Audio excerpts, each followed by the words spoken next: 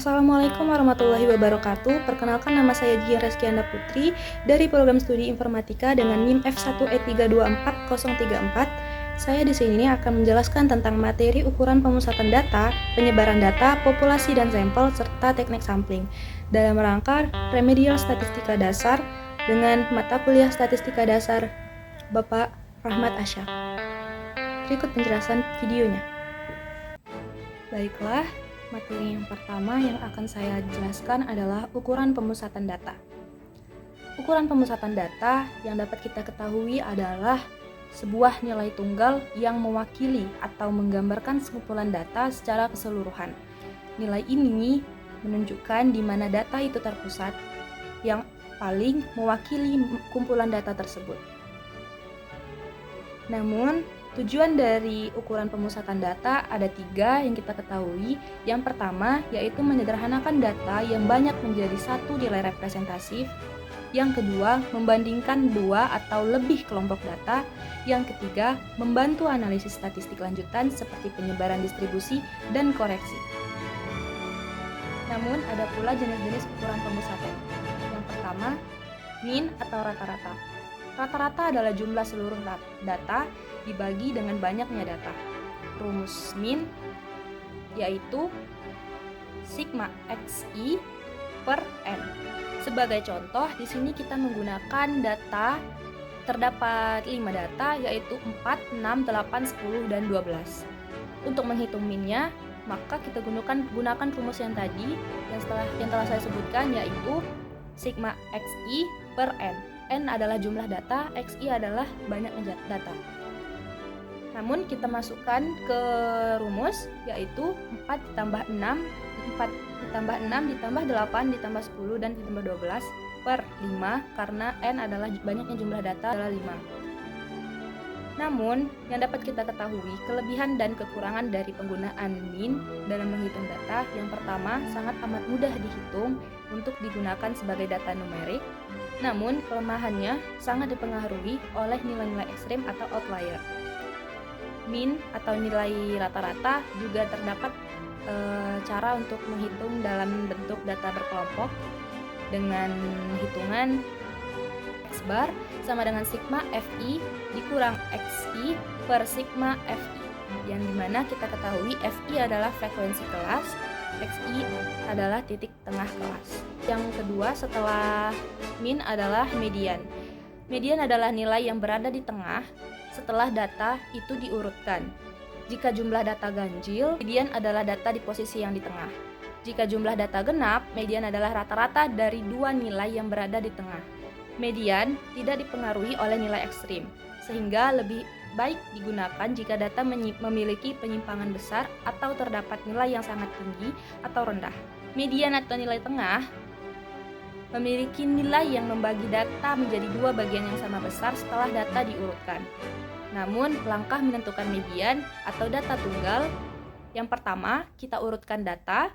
Yang kedua, jika banyaknya data n ganjil, maka data ke n ditambah 1 per 2, n ditambah 1 per 2, n ditambah 1 per 2.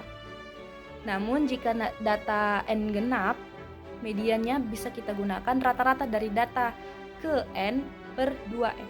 Jika n genap, median sama dengan rata-rata data ke n per 2 dan n per 2 ditambah 1. Kemudian untuk median data berkelompok bisa digunakan dengan rumus L plus dalam kurung n per 2 dikurang f per f dikali p.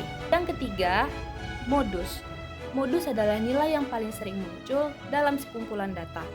Modus memiliki tepi bawah kelas modus serta selisih frekuensi kelas modus dengan kelas sebelumnya.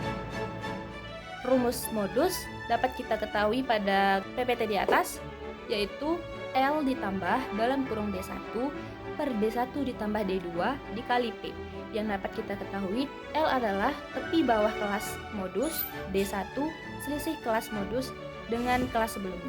Setelah mendapati pemahaman materi dari yang saya jelaskan tadi, terdapat berbagai macam perbandingan dari ketiga cara untuk pemusatan data. Dari segi jenis, kelebihan dan kelemahan yang akan saya jelaskan jenis ukuran pada min memiliki kelebihan mudah dihitung menggunakan semua data. Namun, kelemahannya terpengaruh kepada nilai ekstrim. Min dapat digunakan atau lebih cocok digunakan untuk data kuantitatif kontinu. Pada median memiliki kelebihan tidak terpengaruh oleh outlier, namun memiliki kelemahan tidak menggunakan semua data, dan lebih cocok digunakan untuk data ordinal atau dengan data outlier. Pada modus, terdapat kelebihan mudah dipahami, bisa untuk data nominal, namun kelemahannya tidak selalu unik.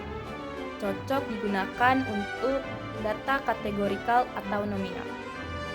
Dalam hubungan min, median, dan modus, pada data simetris, min sama dengan median dan sama dengan modus. Pada data miring ke kanan, dalam kurung positif sliut, modus lebih kecil daripada median dan lebih kecil daripada min. Pada data miring ke kiri, min lebih kecil dari median dan lebih kecil dari modus. Pengetahuan umum, aplikasi dalam kehidupan sehari-hari, min, median, dan modus. Yang pertama, min bisa digunakan untuk menghitung nilai rata-rata ujian siswa. Median bisa dihitung untuk menentukan pendapatan tengah untuk menggambarkan kesejahteraan masyarakat. Modus bisa digunakan dalam menentukan ukuran sepatu atau ukuran yang paling banyak dibeli sama konsumen.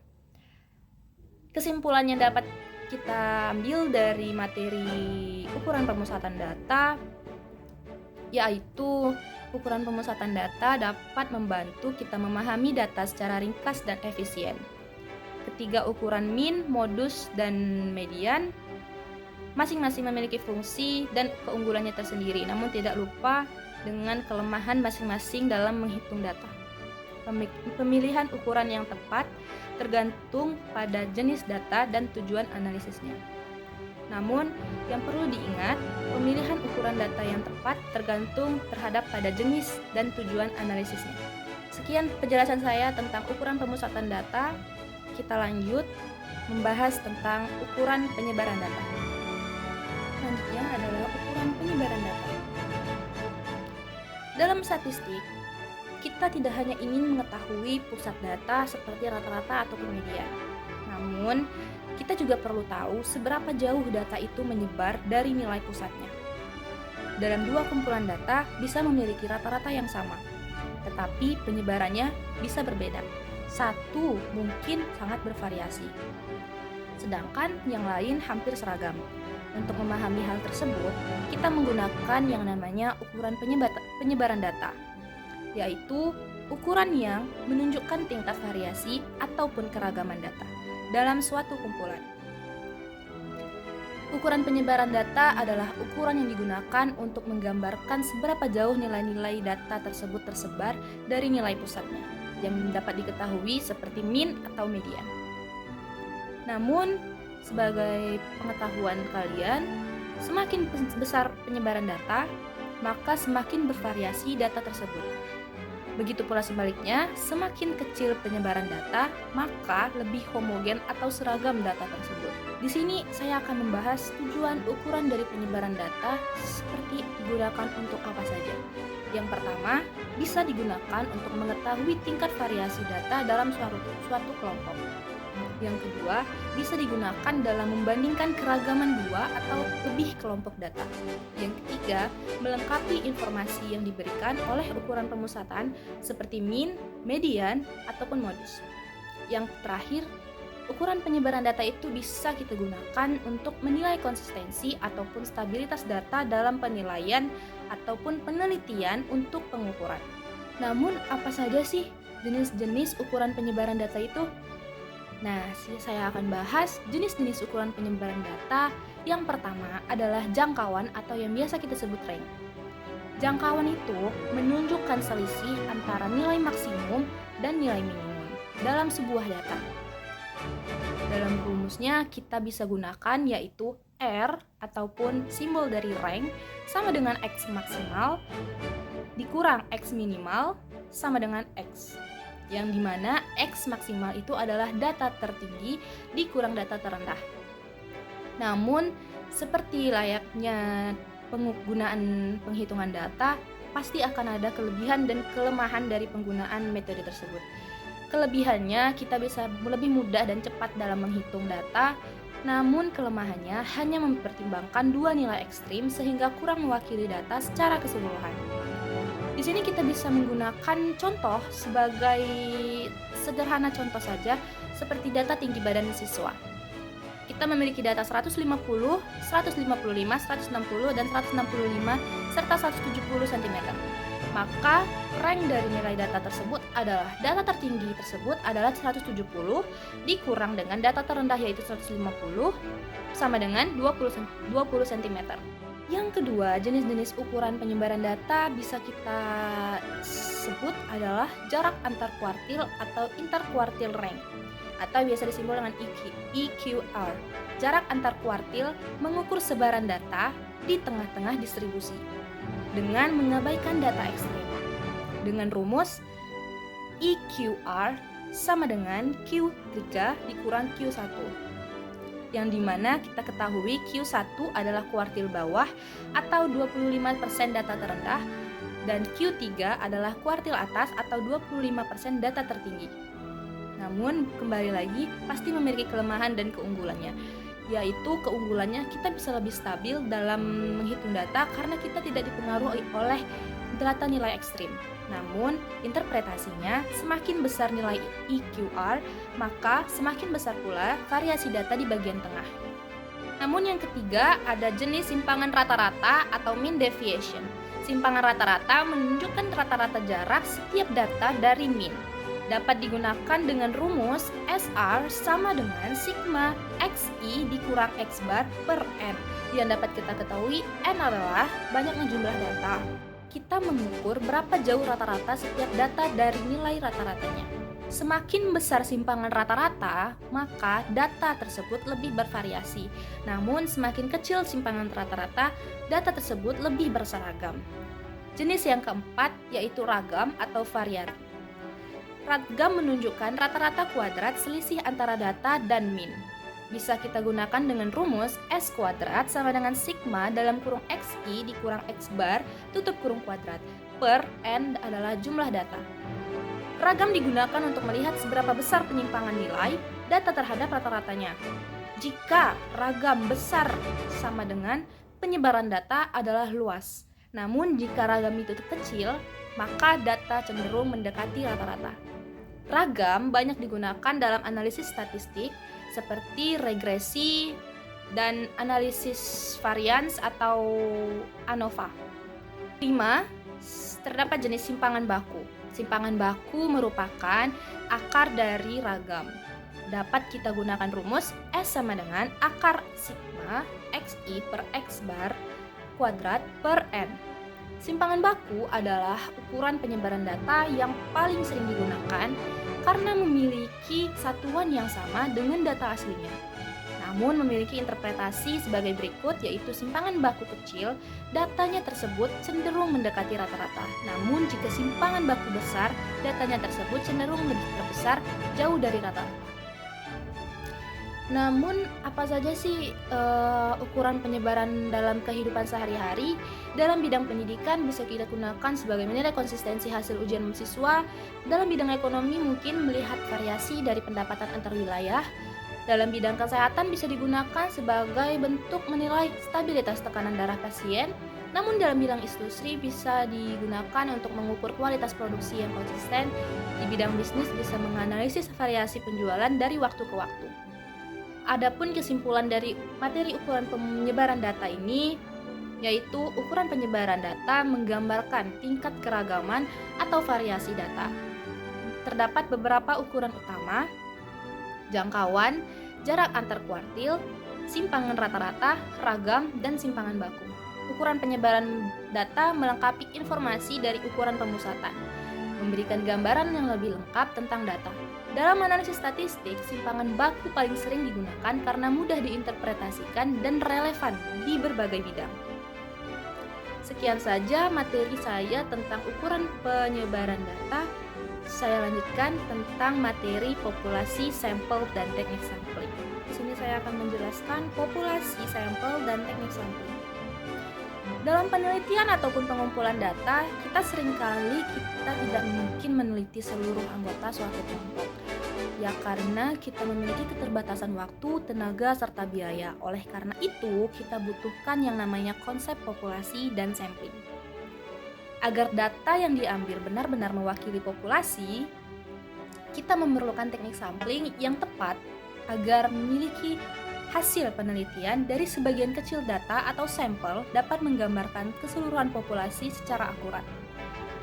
Dan pengertian dari populasi. Populasi adalah seluruh objek ataupun individu yang menjadi sasaran penelitian dan memiliki karakteristik tertentu yang ingin kita teliti.